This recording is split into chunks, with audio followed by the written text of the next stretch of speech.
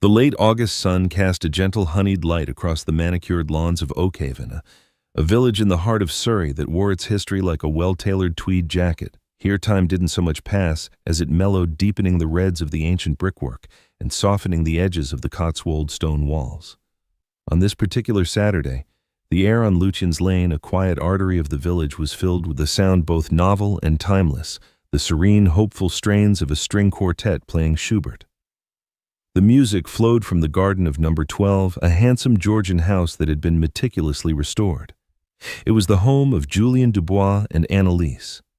Today, it was the setting for their wedding. Beneath the sprawling paternal limbs of an oak tree that had stood sentinel over Oakhaven for 3 centuries, guests mingled with the soft hum of conversation and the occasional tinkle of crystal. The tree, a landmark in its own right, was dressed for the occasion. Ribbons of ivory white silk catching the afternoon breeze fluttered from its lower branches like prayers whispered into the wind. This was not a scene of ostentatious luxury, but one of quiet, curated elegance. Every detail, from the crisp white linens to the wildflowers arranged in simple glass vases, spoke of a refined and deeply personal taste. Standing near the base of the great oak, Julien Dubois adjusted a platinum cufflink, a nervous habit that belied his otherwise composed demeanor. He was a tall man, lean and impeccably dressed in a bespoke navy tuxedo. It wasn't his handsome features or the quiet confidence in his posture that truly defined him, but rather the aura of sharp, penetrating intellect in his eyes. A former Rhodes Scholar with a doctorate in urban policy, Julien had left a promising career in London to seek a different kind of success.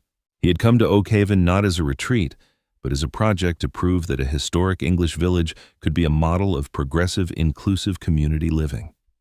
He looked out at the faces gathered, friends from Oxford, former colleagues from the city, and the new friends they had made here in the village, and felt a quiet surge of fulfillment. He had built this life, this moment. His gaze found Annalise, and a soft smile, one reserved only for her, touched his lips.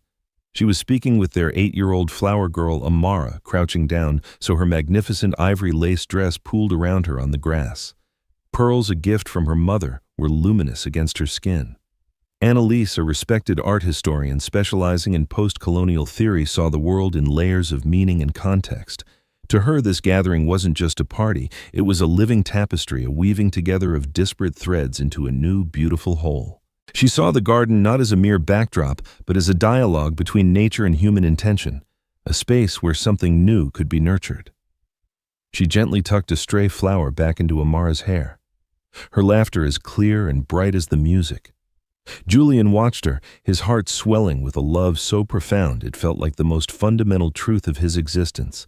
Theirs was a partnership built on shared ideals and a fierce intellectual respect for one another. They believed in building bridges in nuanced conversation and in the quiet, steady work of creating a better world, starting with their own small corner of it. But across the lane, in a formidable house of Tudor brick and ivy known as the Gables, the scene was being interpreted very differently. Behind a leaded glass window on the first floor, Eleanor Vance stood partially concealed by a heavy velvet curtain.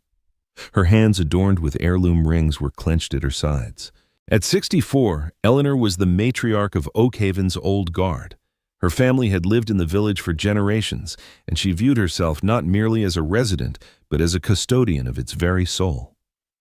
Her business, Vance Heritage Gardens, was a testament to this belief, specializing in the preservation and restoration of classical English gardens for a clientele that valued pedigree above all else. She watched the gathering in Julien's garden with a cold, mounting fury. She saw not elegance, but a spectacle. She heard not music, but noise that grated against the sacred afternoon quiet of the village. The sight of the silk ribbons on the ancient oak felt like a personal affront, a gaudy desecration of a natural monument she had looked upon from this very window since she was a child. So utterly loud, she murmured the word, a venomous puff of air against the cool glass. It wasn't the volume of the music, which was in fact quite subdued, but the volume of the statement it made. The arrival of these people, the Dubois couple, had been a subject of wary discussion among her circle for the past 2 years. He, a black man from London with his polished accent and political ambitions. She, with her academic talk of recontextualizing history. They were outsiders, and now they were hosting this performance of wealth, not a celebration of heritage. Her eyes scanned the guests. A diverse crowd. Too diverse for Oakhaven. It looked like a United Nations gala had been transplanted into the heart of the English countryside. It was wrong. It was a corrosion, a slow creeping erosion of everything that made Oakhaven what it was or what it was supposed to be. The character of the village, its quiet, homogeneous harmony, was being threatened. Her gaze fixed on Julian. She'd seen him at town hall meetings, always so calm, so articulate, so reasonable. That was the most dangerous part. He charmed people with his talk of community and progress. But Eleanor knew what that really meant. It meant change. It meant the dilution of tradition. It meant that people like her, the Vances who had built this village, were becoming relics in their own home. The deepest insult was the oak tree, the great Oakhaven oak. Her grandfather had helped found the Village Preservation Society to protect it. For this couple to simply claim it as the centerpiece for their garish party felt like an appropriation of her own family history. A knot of resentment tightened in her stomach. It was more than just an irritating noise complaint or a matter of taste. It was a matter of principle. A stand had to be taken. For years she had watched the world change around her, had felt her influence wane, her values dismissed as outdated. Here, now in her own village on her own lane, the line had been crossed. Her resolve hardened into a sharp, ugly point. This wasn't just a party. It was a violation, and it had to be stopped. Eleanor Vance did not storm out of her house. Storming was messy, an act of unbridled emotion. Her movements were deliberate, precise, and imbued with the chilling righteousness of a person utterly convinced of their own moral authority. She descended the grand creaking staircase of the gables, her hand gliding smoothly over the dark, polished oak of the banister that her own father had installed. She paused in the hallway, only to retrieve a cashmere shawl from a cedar chest, not for warmth, but as an accessory of status, a piece of armor for the battle she was about to wage. She pushed open her heavy front door and stepped into the afternoon. To her, the air was no longer serene. It was polluted. The gentle notes of Schubert were an assault on the peace, a violation of an unspoken covenant of tranquility that had defined Lutien's Lane for a century. She walked not on the pavement, but on the manicured grass verge, her sensible leather shoes making no sound. Her entire focus was fixed on the gathering across the lane, a splash of vibrant life she was determined to erase. The low hum of conversation faltered as she stepped onto the pristine lawn of number 12. A few guests, sensing a shift in the atmosphere, turned to look. They saw a woman of 64, elegantly dressed with a ramrod-straight posture and a face set like granite. She was a familiar sight in the village, but never like this. There was a tempest gathering behind her cool gray eyes. Her first target was the epicenter of innocence in the garden. 8-year-old Amara, oblivious, was holding the bride's bouquet, a beautiful fragrant globe of white roses and trailing ivy. She was showing it to her grandmother, her face alight with the pure, uncomplicated joy of a child given an important task. Eleanor approached without a word. Her shadow fell over the little girl first. Amara looked up, her smile wavering slightly at the sight of the woman's severe expression. "That is a lovely bouquet," Eleanor said, her voice deceptively calm, yet carrying an edge of ice. "Thank you," Amara whispered, clutching it a little tighter. Then it happened. With a speed that was both shocking and cruel, Eleanor's hand shot out. It was not a clumsy grab, but a swift, precise plucking, as if she were weeding a nettle from a prize-winning rosebed. She snatched the bouquet from the child's grasp. Amara let out a small, startled cry, her hands now empty. Annalise, who had been watching from a few feet away, started forward. "Excuse me," she said, her voice sharp with disbelief. Eleanor ignored her. She held the bouquet aloft for a moment as if it were a piece of evidence.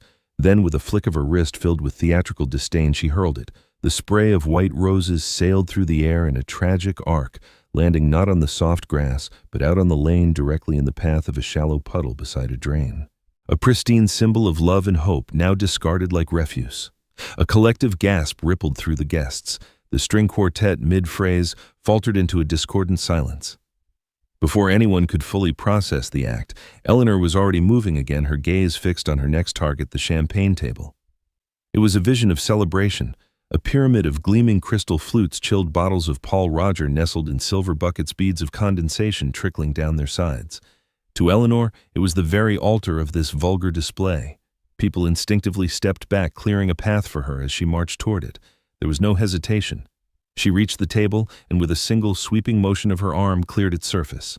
The sound was a sickening cacophony. A crash of shattering crystal, the heavy thud of bottles hitting the lawn, and the horrifying splash as champagne and glass shards sprayed across the grass. The white linen tablecloth was instantly soaked, dark patches spreading like a disease. Shards of crystal glittered on the ground like scattered malevolent diamonds. The destruction was total. The silence that followed was absolute, thick with shock and disbelief. Now, having secured her audience, Eleanor turned her fury upon Julian, who had moved to stand protectively in front of Annalise. He was motionless, his face a mask of controlled calm, though a muscle in his jaw was tight as a coiled spring. "How dare you!" Eleanor hissed the words, slicing through the silence. She took a step closer, her entire body trembling with rage. She pointed a finger at him, the large sapphire on her hand flashing like a cold blue fire. "How dare you come here with your London money and your fashionable ideas and inflict this cacophony, this dreadful spectacle upon us?" A fleck of spittle flew from her lips and landed on the polished leather toe of Julian's dress shoe. He didn't flinch. He didn't even look down. His eyes remained locked on hers. "This is Oakhaven," she continued, her voice rising in pitch, raw and ugly. "This is a village with history, with standards. Not some vulgar playground for newcomers to flaunt their indecency. You are eroding the very character of this place with every note of that music, with every pop of a cork." She gestured wildly at the stunned guests. The ruined table, the discarded bouquet in the lane. "This is an invasion, a blight, and I will not stand by and watch you turn my home into a slum." Her chest heaved with exertion. She stood amidst the wreckage. She had created a solitary figure of hate in a garden built for love. She had fired the first shot. The pleasant afternoon was shattered beyond repair. Now she would wait for the world, for the right kind of world, her world, to rally to her side. Having delivered her pronouncement, Eleanor Vance executed a crisp, deliberate turn. She offered no further explanation, no opportunity for rebuttal. The silence she left in her wake was as profound as the noise she had created. With her head held high, she marched back across the immaculate lawn, past the stunned faces of the wedding guests, her every step a declaration of victory. She crossed Lutyens Lane, re-entered the sanctuary of the Gables, and closed the heavy oak door behind her with a definitive, resounding click.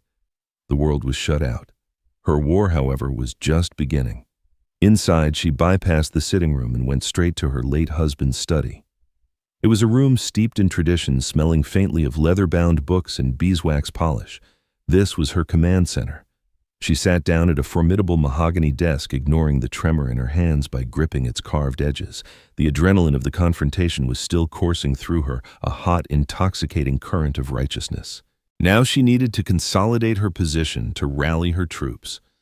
She switched on her desktop computer, an expensive modern device that seemed incongruous amidst the antique furniture. Her fingers, still trembling slightly, moved to the mouse.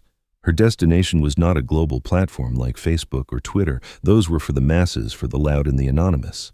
Her battleground was far more exclusive, and in her mind far more potent, the private online forum of the Oakhaven Residents Association. It was a members-only digital space, a virtual village green, where the proper residents discussed matters of consequence, planning permissions, village-fed organization, and most frequently the perceived decline in community standards. The forum's interface was dated, its design clunky, but its influence among the Oakhaven Old Guard was immense. Here, a well-placed word could shape opinion for weeks. Her fingers flew across the keyboard, her earlier rage now channeled into a carefully constructed narrative of victimhood and civic duty. Subject: an egregious disturbance on Lutyens Lane. She began, "Dear neighbors, so to feel it is my solemn duty to report a deeply distressing incident that has just occurred. A large, unsanctioned, and excessively loud event is taking place at number 12, utterly shattering the peace that we all hold so dear.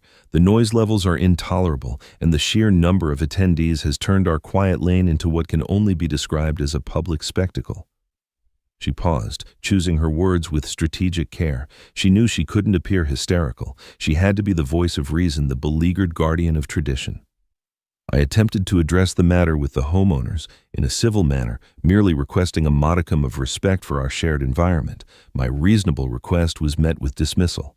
This is not simply about one afternoon. It is about the very character of our village.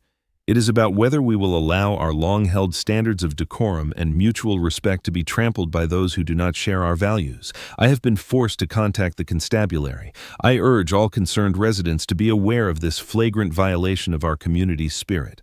She hit post. The message sat there stark and white against the forum's bland gray background. Within moments, the first response appeared. It was from Mr. Abernathy, a retired solicitor from down the road. "Well," said Eleanor, "utterly disgraceful. Keeping my eye on it." Another followed from a Mrs. Prentice.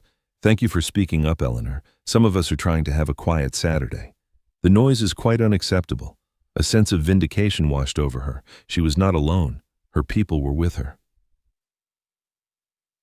Meanwhile, back in the garden of number 12, a different kind of digital campaign was taking root.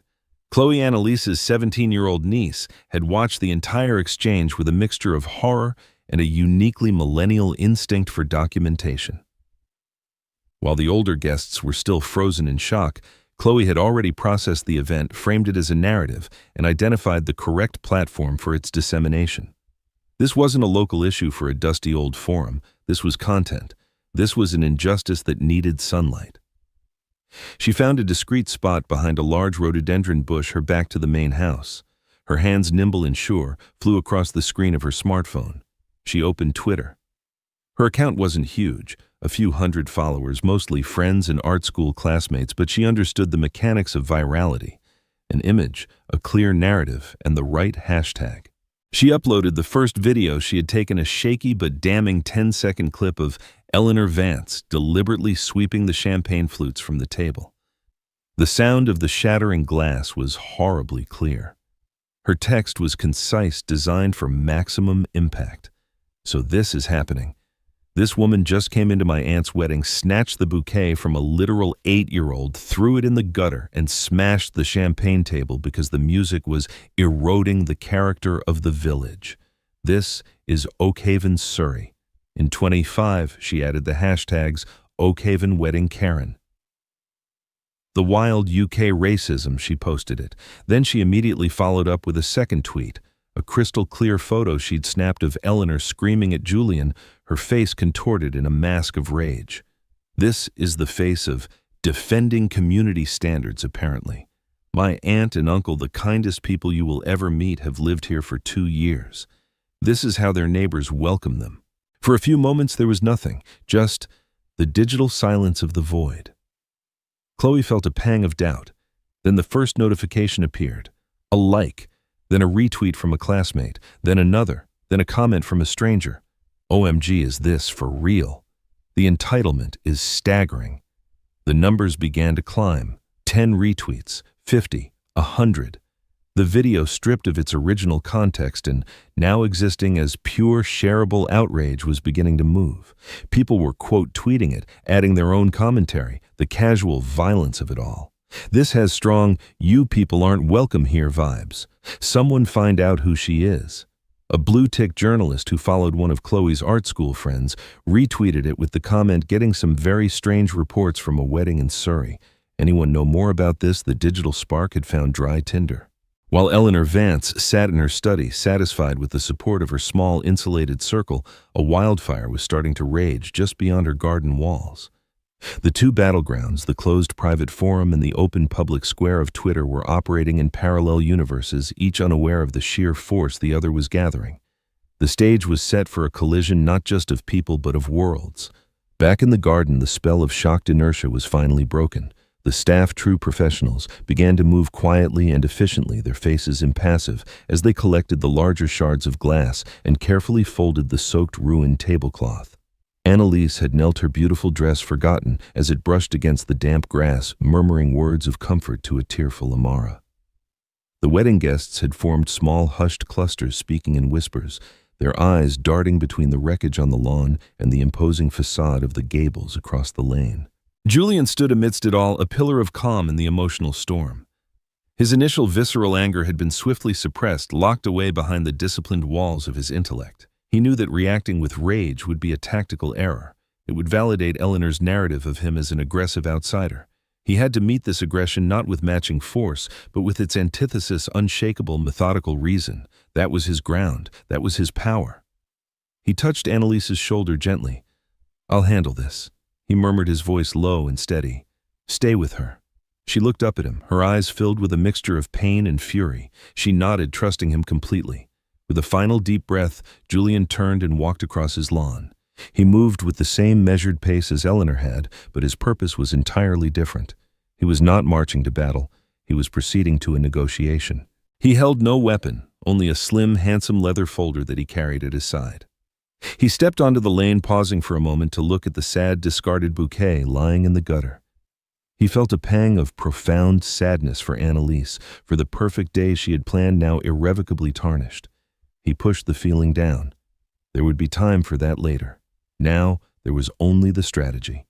He did not approach Eleanor's front door. Instead, he stood on the public pavement, a clear and deliberate choice to keep the interaction in a neutral space. He saw the curtain twitch in the study window and knew she was watching. He simply waited. After a full minute, the heavy oak door of the gables opened again. Eleanor stood silhouetted in the doorway, her arms crossed, her expression one of stern defiance. She had expected him to shout, to be angry. His quiet, patient stillness unnerved her. "What do you want?" she called across the garden, her tone sharp and impatient. "A moment of your time," Miss Vance Julian replied, his voice calm and carrying clearly in the quiet air.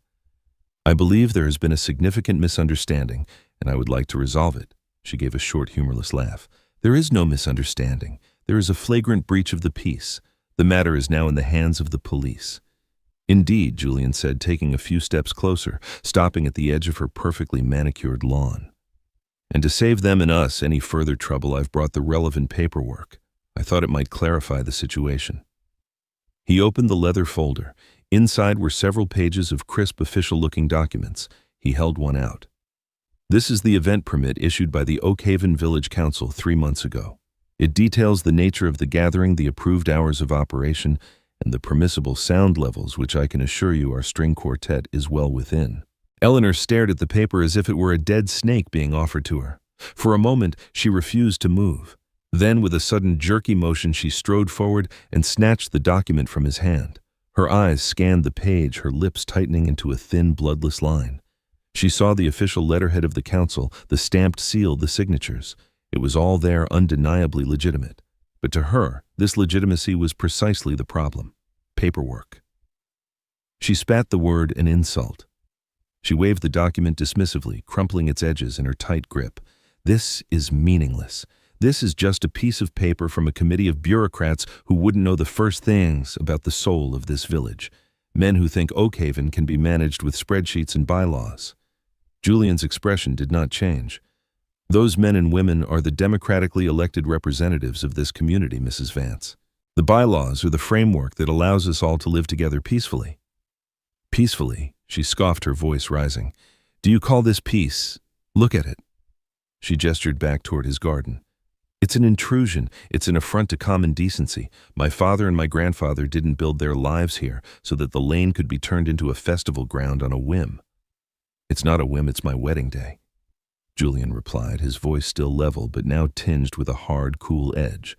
"And these are the regulations your own council, which you presumably respect, has put in place. The permit was posted for public comment for 30 days as required. There were no objections." The mention of this fact, this procedural detail she had overlooked, only stoked her fury. It felt like a trap. "I shouldn't have to scrutinize council notices to protect my own home from being besieged," she retorted. "There used to be an understanding in this village, a code of conduct. People knew their place. They knew what was and was not appropriate. The subtext was as thick and suffocating as fog. People like you knew your place." Julian's gaze hardened. He saw the chasm between them with perfect, painful clarity. He was speaking the language of law, of process, of a shared civic reality. She was speaking the language of nostalgia, of entitlement, of an unwritten code where her comfort and her values were the only law that mattered. He was holding out a map of the modern world. She was clinging to a faded photograph of a world that no longer existed. "This piece of paper," she said, her voice dripping with contempt as she held up the permit, "could be a forgery for all I know. It changes nothing. You are disturbing the peace, and you have vandalized this community's character. Let's see what the constables have to say about your regulations." She turned her back on him, then clutching the crumpled permit in her hand as if it were a weapon she had seized from the enemy. She retreated into the fortress of her home, leaving Julian standing alone on the pavement. The facade of civility had been attempted and had failed utterly. The conversation was over. The law would have to speak next. The distant yet unmistakable wail of a siren began to slice through the surreal quiet of the afternoon. It was a sound seldom heard on Lutyens Lane, a street so peaceful that its primary traffic hazards were meandering pheasants and the occasional over-enthusiastic Labrador. The siren grew steadily louder, its urgent modern cry a stark contrast to the old-world charm of the village. Every head in Julian's garden turned towards the sound. A single police car, a blue and yellow Battenberg-marked Vauxhall, rounded the corner from the main road and slowed to a crawl. It glided to a stop directly between number 12 and the Gables, its blue lights flashing in a silent, rhythmic pulse that reflected in the windows of both houses. The engine cut out, and for a moment the only sound was the soft crackle of its radio. The heavy door of the Gables swung open almost immediately. Eleanor Vance emerged, her posture radiating triumphant vindication. This was the moment she had been waiting for, the arrival of authority, her authority. She saw the police car not as a neutral arbiter, but as her cavalry arriving to quell the barbarian horde and restore the natural order. Two constables stepped out of the car. The first was a man in his late 40s with a weathered face and the weary, patient eyes of a career officer. His name tag read P.C. Davies. He had seen every type of village dispute imaginable, from stolen garden gnomes to arguments over property lines that spanned decades. The second was much younger, a woman in her 20s with a sharp, alert expression, her name tag identifying her as P.C. Cartwright. P.C. Davies's gaze took in the scene with a practiced, sweeping glance. On his right, a beautiful Georgian house with a garden full of elegantly dressed people who looked more stunned than unruly. He saw the shattered glass being discreetly cleared away, the string quartet standing silently by their instruments. He noted the high quality of the catering equipment. On his left, a formidable Tudor house from which a single determined-looking woman was now marching towards him. Nothing about the scene screamed public disturbance. It whispered, private argument. Officers, thank God you're here, Eleanor announced as she reached them, her voice pitched to carry imbued with a theatrical urgency. She had cast herself as the damsel in distress, and she was playing the part to the hilt. Good afternoon, Madam P.C. Davies, said his tone studiously neutral. We received a call about a public disturbance. Could you tell me what's been happening? Happening, Eleanor repeated, her laugh sharp and incredulous. Chaos is happening, officer, utter chaos. These people, she gestured dismissively towards Julian's home, have mounted a full-scale invasion of our quiet residential street. The noise has been unbearable for hours. Their guests have blocked the lane with their motor cars, and their behavior is a complete affront to public decency. P.C. Davies looked past her down the lane. There were indeed a number of cars parked neatly along the verge, but none were blocking the road. He could hear no music. The noise seems to have stopped, madam. Only because they saw you coming, Eleanor retorted instantly. They were blasting some sort of dreadful music. And the damage, they have caused significant damage. This piqued P.C. Cartwright's interest. Damage, madam. Could you elaborate? Eleanor was momentarily stumped. Her narrative required the other party to be the aggressors. She swiftly recalibrated. There was an altercation. Things were broken. The entire situation has become dangerously volatile. As she spoke, the stage began to fill. A few of Eleanor's neighbors, drawn by the siren, had emerged from their homes. Mr. Abernathy, the retired solicitor, stood on his porch, arms crossed, nodding in solemn agreement with Eleanor's every word. Across the street, a curtain twitched in another window. On Julian's side of the lane, his guests watched with a mixture of apprehension and morbid curiosity. The confrontation was no longer a private affair. It was now a public performance with an audience of neighbors' guests, and most importantly, the law. Julian had remained by his garden gate observing the exchange. He saw how Eleanor was framing the narrative, painting a picture of mayhem that bore no resemblance to reality. He knew he had to intervene, but timing was everything. P.C. Davies turned his gaze towards Julian's house. His expression was one of mild confusion rather than alarm. This did not look like the scene of a riot. It looked like a wedding. "And who are you, sir?" He called out, his voice polite but firm. Before Julian could answer, Eleanor stepped forward again, placing herself between the officer and her intended target. He is the homeowner, officer, the one responsible for all of this. She handed P.C. Davies the crumpled event permit she still held in her hand. He tried to fob me off with this piece of paper, as if a permit gives him the right to terrorize an entire neighborhood. PC Davies took the document and smoothed it out. He read it carefully, his brow furrowed in concentration. He glanced at the date the official sealed the designated hours. Then he looked up first at the elegant gathering and then back at the furious woman standing before him.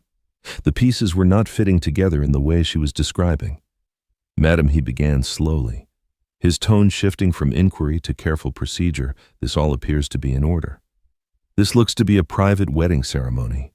It's an outrage." Eleanor insisted, her voice growing louder as she felt her authority slipping. "I am a taxpayer. I am a long-standing resident of this community. I demand that you shut this event down immediately." The public stage was now fully set. The actors were in place. Eleanor had made her opening statement confident that her status and her version of the truth would prevail. The constables stood in the middle instruments of a law that was about to be tested. And Julian watched, knowing that the time for quiet reason was over. The moment to reveal the true power structure of Oakhaven had arrived. The air on Lutyens Lane grew thick with unspoken tension. Eleanor's strident demand hung in the air, a challenge thrown directly at the feet of the two constables. PC Davies, holding the crumpled permit, looked deeply uncomfortable. He was a man caught between a furious, well-connected resident and the plain, inconvenient text of the law in his hands. He glanced at his younger partner, PC Cartwright, whose gaze was fixed intently on Julian. Flicker of professional curiosity in her eyes. Julian knew his moment had come. He had given civility a chance. He had attempted to de-escalate through logic and documentation. Both had failed. Now he had to shift the very foundations of the encounter. He had to replace the perceived power structure with the real one. He pushed open his garden gate and walked slowly, deliberately into the center of the lane. He stopped a few feet from the police officers, positioning himself directly in their line of sight. He exuded an aura not of aggression, but of profound, unshakable authority. His movements were economical and precise. "Officers," he began, his voice devoid of any anger or panic. It was the calm, measured tone of a man accustomed to being in charge. "My name is Julian Dubois. I am the homeowner. I understand Miss Vance has made a number of serious allegations, and I would like to clear up any confusion." Eleanor let out a derisive snort. "Confusion? There is no confusion, only a flagrant disregard for this village's decency. Arrest him for disturbing the peace." PC Davies held up a hand to silence her, a gesture that was both weary and firm. "Let the gentleman speak, madam." He turned to Julian. "Sir, Mrs. Vance alleges that your event is in violation of local noise ordinances and constitutes a public nuisance." "I understand her position," Julian replied smoothly, his eyes meeting the officers. "However, as the permit you hold indicates, this event is fully compliant with all council regulations. The noise levels are monitored and well within the legal limits for a weekend afternoon. The gathering is a private invitation-only event." "He's lying." Eleanor interjected, her voice shrill. "It's a sham. These documents mean nothing." Julian ignored her completely, his focus remaining entirely on the police officers. This was the crucial part of his strategy, to treat Eleanor's accusations as irrelevant noise and to engage only with the official instruments of the state. He was elevating the conversation, moving it from a neighborhood squabble to a formal interaction with civic authority. He reached slowly into the inner pocket of his tuxedo jacket. The movement was calm and unconcealed. For a fleeting second, PC Cartwright's posture stiffened slightly, a trained reaction to an unexpected movement. But Julian's hand emerged holding not a weapon, but a simple, elegant leather wallet. He did not flash it around. With quiet deliberation, he opened it and extracted a single laminated card. He held it out not to PC Davies, the senior officer, but to PC Cartwright, the younger, sharper one whose eyes had been assessing him so keenly. It was a subtle, strategic choice. "Perhaps this will help verify my standing in this community," he said, his voice quiet but carrying an immense weight. PC Cartwright took the card. Her eyes dropped to read the text. For a moment she was perfectly still. Then an extraordinary transformation took place. Her back, already straight, became ramrod stiff. Her shoulders squared, pulling back into a formal, almost military posture. Her gaze shot up from the card to Julian's face, and the professional curiosity in her eyes was instantly replaced by something else, a mixture of shock, sudden comprehension, and unequivocal deference. She took an involuntary half-step back. PC Davies watched his partner's reaction, his brow furrowed in confusion. "Cartwright, what is it?" She didn't answer him. Her eyes were still locked on Julian. She cleared her throat. When she spoke, her voice was different. The clipped official tone of a constable on duty was gone, replaced by a formal, respectful address that seemed to belong to a different world. "Good afternoon, Your Worship," she said. The words were clear, precise, and utterly stunning. They dropped into the charged atmosphere like a stone into a silent pool, the ripples spreading outwards in waves of pure shock. Your Worship. The archaic formal title hung in the air, electric and incomprehensible to most who heard it. Eleanor stared, her mouth slightly agape. What did that mean? What was happening? P.C. Davies's head snapped towards his partner. "What did you say?" He stepped forward and took the ID card from her hand. He read it. His own transformation was just as swift if less dramatic. The weariness vanished from his face, replaced by a sudden sharp alertness. The color drained slightly from his cheeks. He looked at Julian as if seeing him for the first time. "Sir," he said, his voice now laced with an apology. "My apologies. We had no idea." He then turned to his partner. "P.C. Cartwright is correct." He cleared his throat and addressed Julian with the full formal title. "Good afternoon, Your Worship." The title, now spoken twice, detonated the quiet of the lane. On Twitter, Chloe, who had been filming the entire exchange from her hiding spot, caught the audio clearly. Her fingers flew. "OMG, the police just showed up, and they just called my uncle." "Your Worship, I think I'm going to faint." What is happening? Oakhaven wedding. The tweet landing on the already smoldering fire of her thread was like pouring petrol on it. Eleanor Vance stood frozen, the words echoing in her mind. Your Worship, Your Worship. It was a title from another era, a form of address she knew was reserved for judges and for mayors.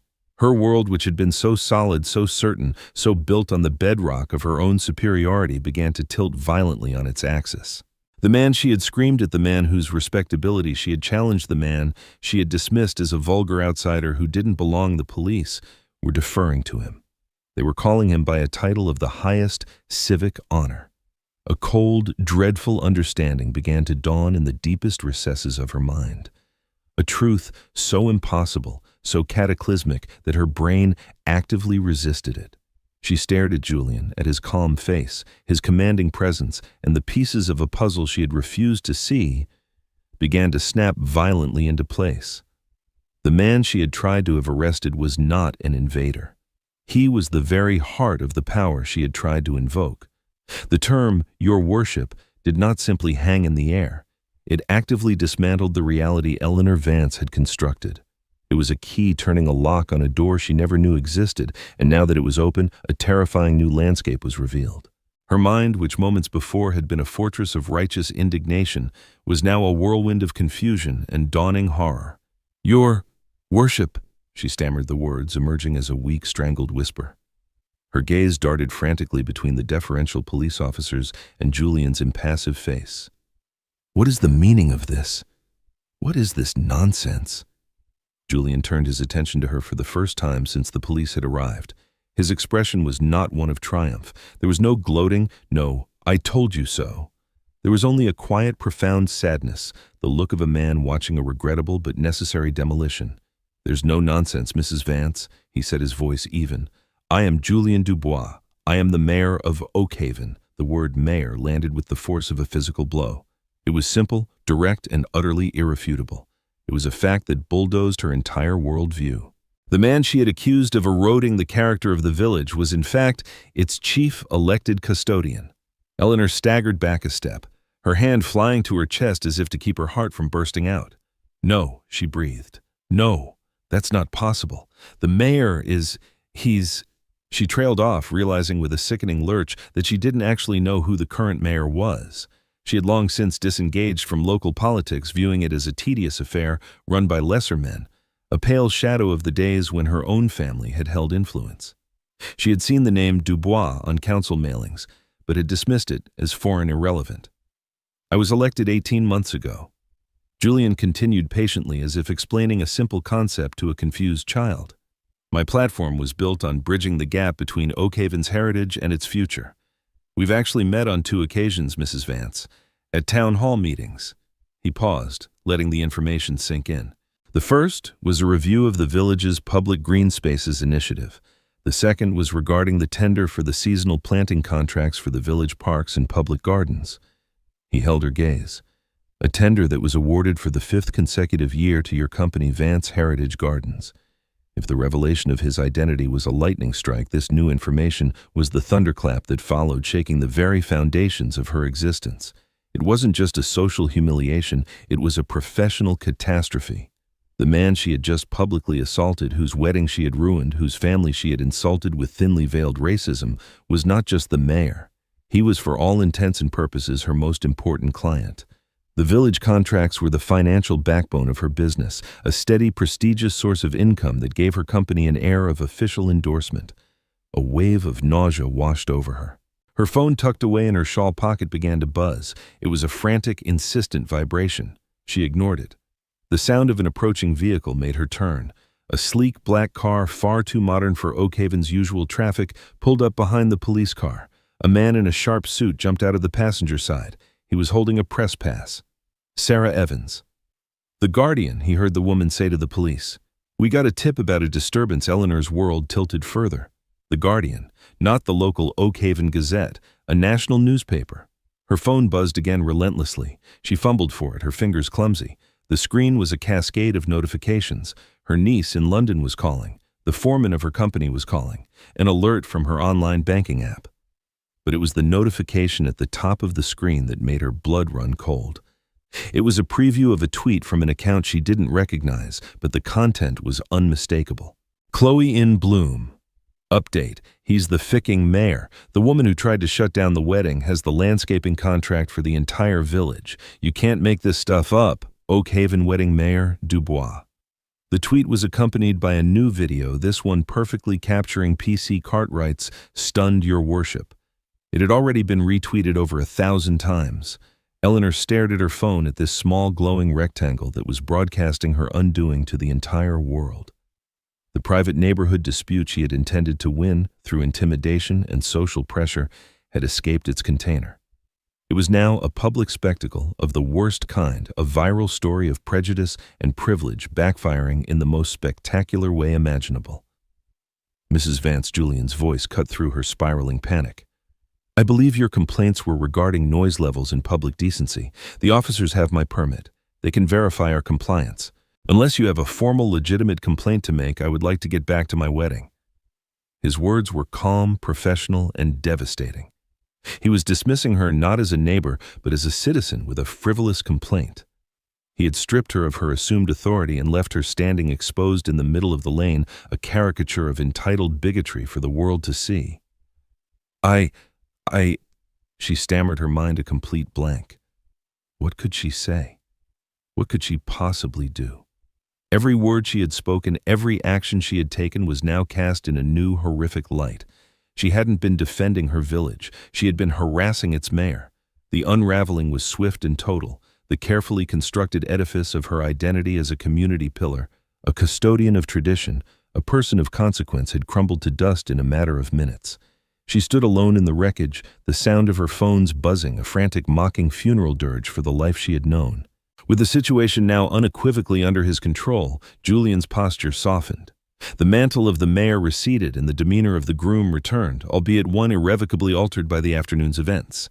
He gave a slight formal nod to the two constables. "Officers, thank you for your prompt response," he said, his tone conveying a dismissal that was both polite and absolute.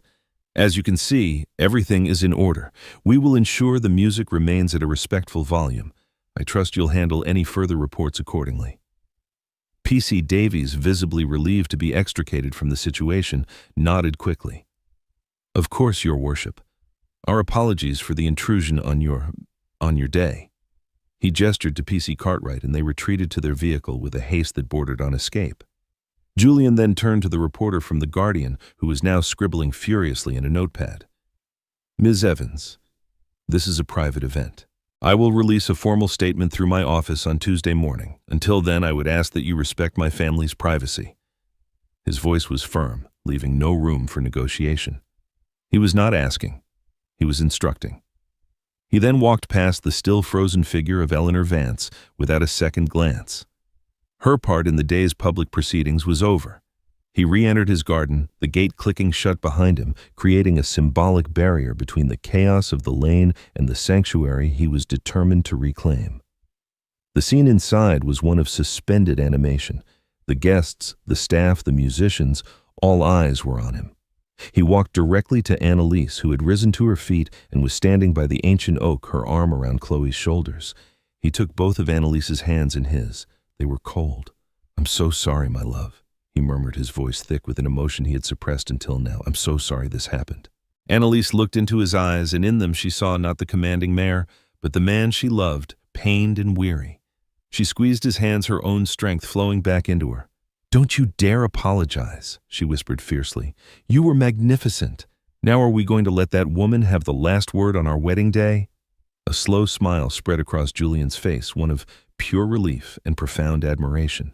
"No," he said, "we are not." He turned to the assembled guests, his voice regaining its warmth. "Ladies and gentlemen, friends, family, please accept our deepest apologies for that interruption. I think we've all had enough drama for one day. We are here to celebrate love and to start a new life together, and that is exactly what we are going to do." A wave of supportive applause, heartfelt and emotional, swept through the garden. The tension broke. The registrar, who had been hovering nervously near the back, stepped forward with a relieved expression. The string quartet, taking their cue, began to play again, a soft and gentle melody that felt like a balm on a raw wound. Julian led Annalise to the spot they had chosen beneath the great oak tree.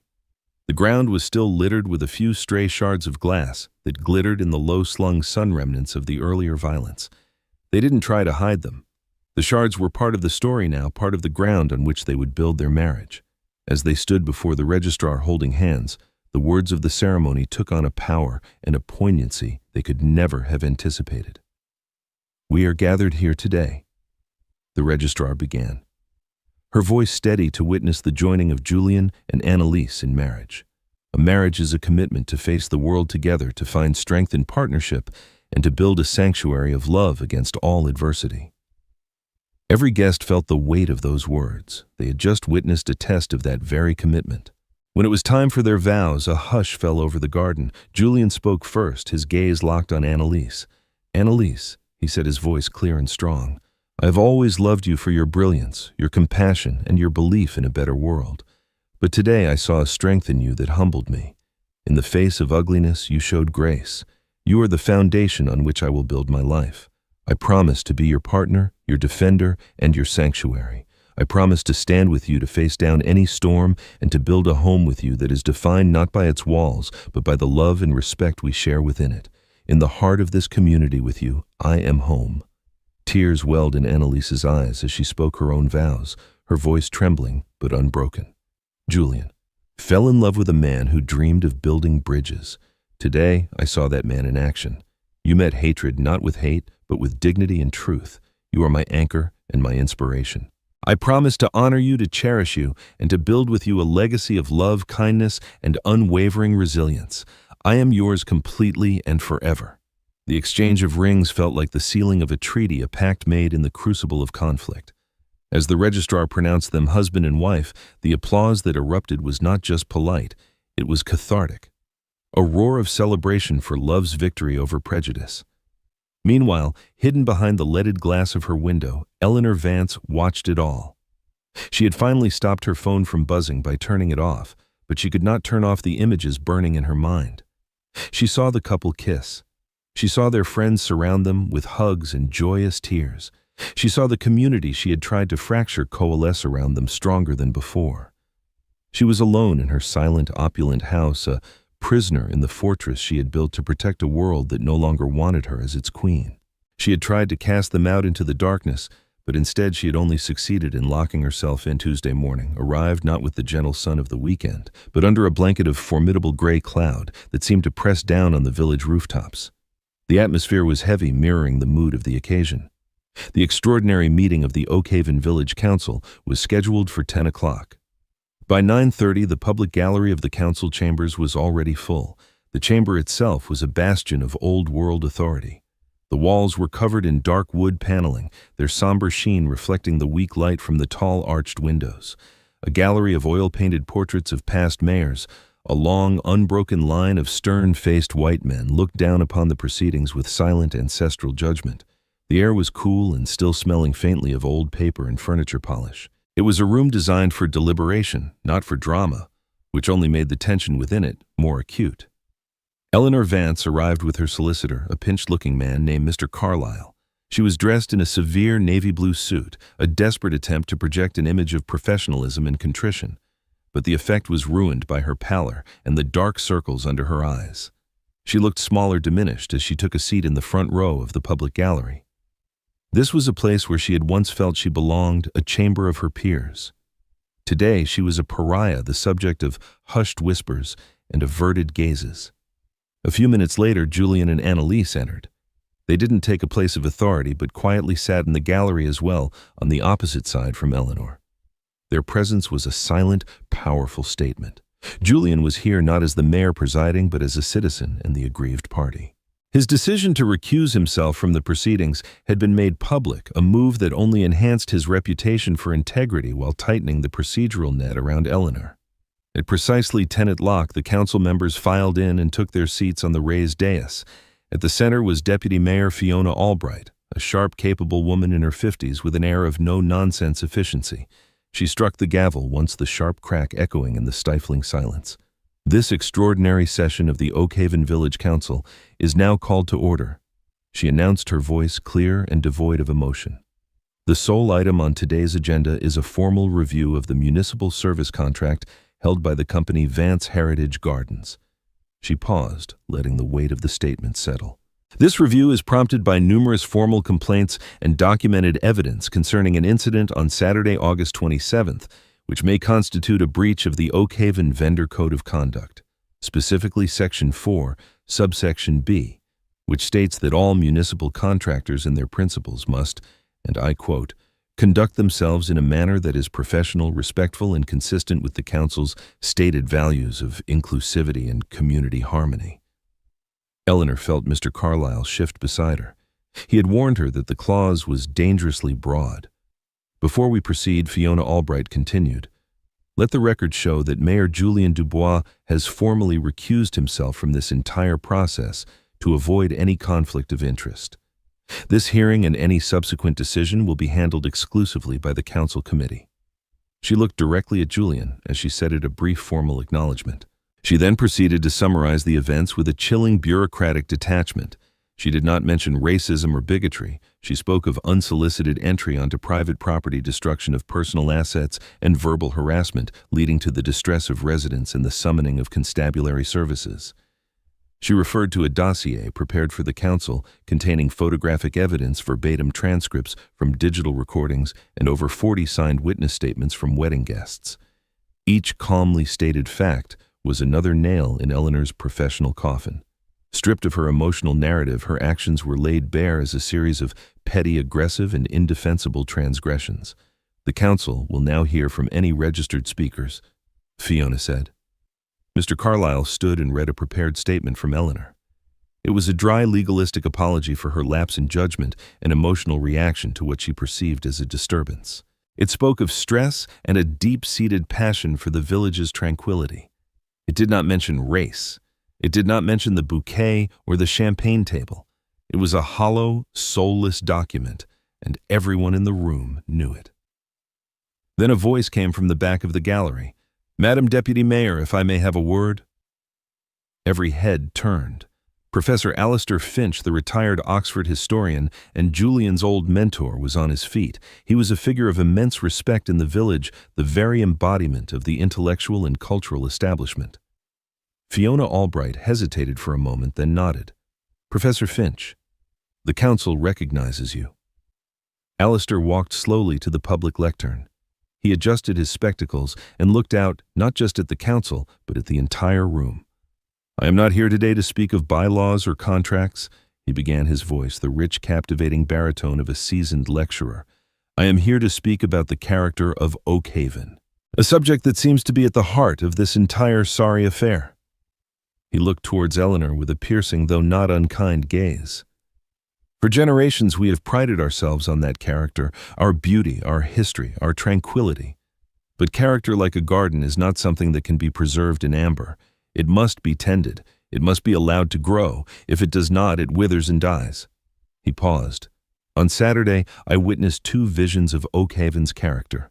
One was an act of fear. Fear of change, fear of the new, fear of that which is not a perfect reflection of the past. It was an act that sought to wound, to exclude, and to silence. It was an attempt to defend a fortress that is in truth a prison. He then turned his gaze to Julian and Annalise. But I also witnessed another vision, a vision of grace under pressure, a vision of a love that was tested and found to be unbreakable. I saw a leader who, when faced with personal insult, responded not with anger, but with principle. I saw a couple determined to build their home here, to contribute their formidable talents and their deep capacity for kindness to our community. That to me looks like growth. That to me looks like the future of Oakhaven's character. He looked back at the council. The question before you today is not merely about a landscaping contract. It is about what kind of village we choose to be. Do we tend the living garden embracing new life, or do we spend our days polishing the stones of a mausoleum? Your decision will tell us all which future you intend to cultivate.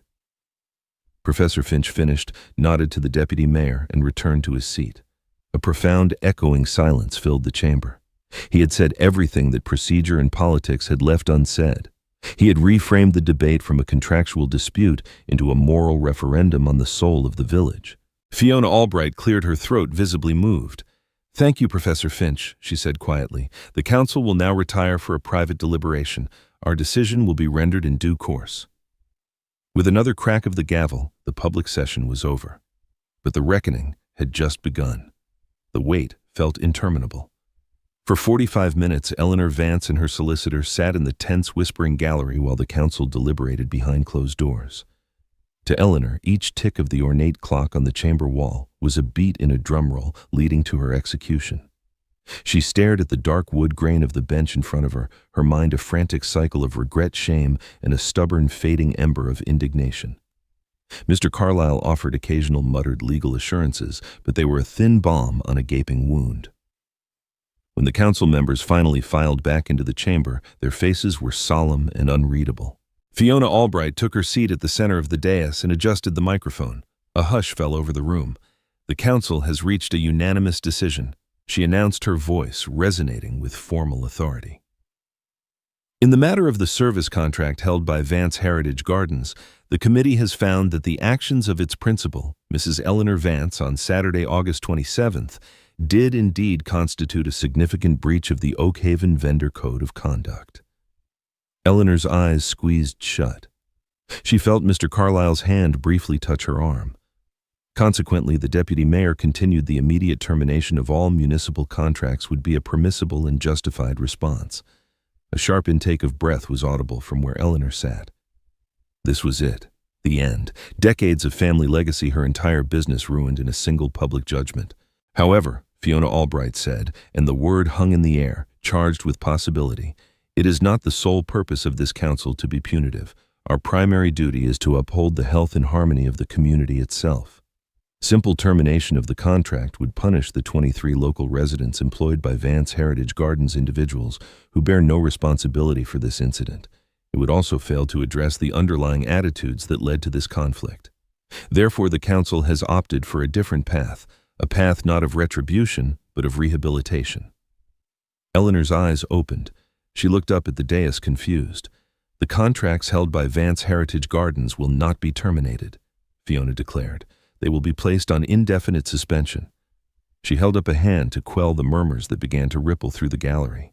"This suspension can be lifted and the contracts reinstated on a probationary basis only upon the successful completion of a mandatory council-approved community restoration plan by Mrs. Vance. The terms of this plan are non-negotiable." Fiona picked up a sheet of paper and began to read the terms. Each one was a precise, calculated strike against the foundations of Eleanor's prejudice. One, Mrs. Vance will be required to enroll in and complete at her own expense a 40-hour cultural competency and unconscious bias training course provided by the accredited DNI Institute of London. A certificate of completion must be submitted to this council. Eleanor flinched. It was a public branding of her ignorance. 2. Fiona continued, her voice unwavering. Mrs. Vance will perform 100 hours of supervised community service. Specifically, she will be assigned to work as a horticultural advisor for the New Roots Community Garden Project. This project, recently initiated by Mayor Dubois' office, serves the diverse and lower-income families in the newly developed residential area on the east side of the village. The implication was devastatingly clear. Eleanor, the purveyor of heritage gardens for the elite, would be forced to work week after week with the very people she considered outsiders, sharing her expertise not for profit or prestige, but for the betterment of their community. She would have to get her hands dirty side by side with the families she had feared and disdained. Upon completion of her service and training, Mrs. Vance will be required to submit a public report to this council. This report, to be read aloud in a public session, will detail what she has learned from the experience and will outline a new actionable diversity and inclusion policy to be implemented within her own company, Vance Heritage Gardens. The plan was brilliant in its construction. It was not a fine or a firing. It was an education. It was a forced immersion. It didn't just punish Eleanor for her actions, it compelled her to confront the beliefs that had fueled them. It offered her a path back, but that path led directly through the heart of her own prejudice. The suspension of contracts will remain in effect until every one of these conditions is met to the full satisfaction of the council committee, Fiona concluded. Should Mrs. Vance decline to participate or fail to complete the plan, the contracts will then be permanently terminated. That is the decision of this council. She struck the gavel. The meeting was adjourned. Eleanor sat motionless, the words washing over her. She felt trapped. The council hadn't just passed judgment on her. They had prescribed a cure for her soul, and it tasted like medicine and humiliation. Her solicitor was already whispering about legal challenges about the overreach of the council's authority. But Eleanor wasn't listening. She looked across the gallery at Julian and Annalise. They were getting up to leave. They hadn't smiled. They hadn't looked triumphant. They simply looked like people who had endured a painful but necessary process.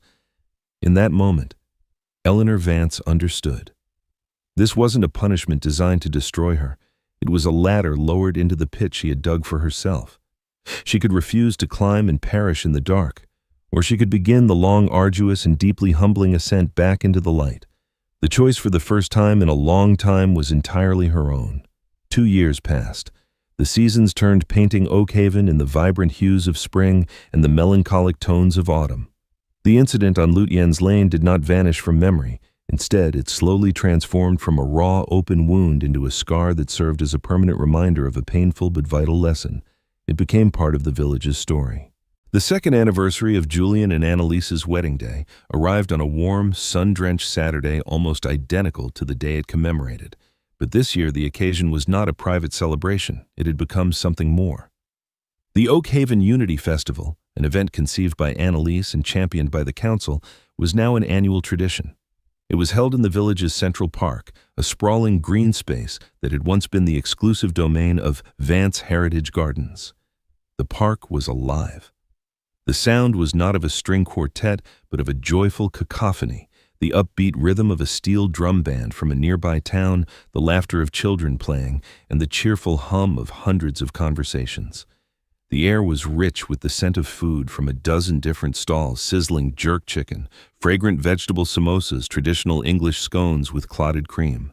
It was a tapestry of cultures, a living embodiment of the community Julian had dreamed of and Alistair Finch had spoken of.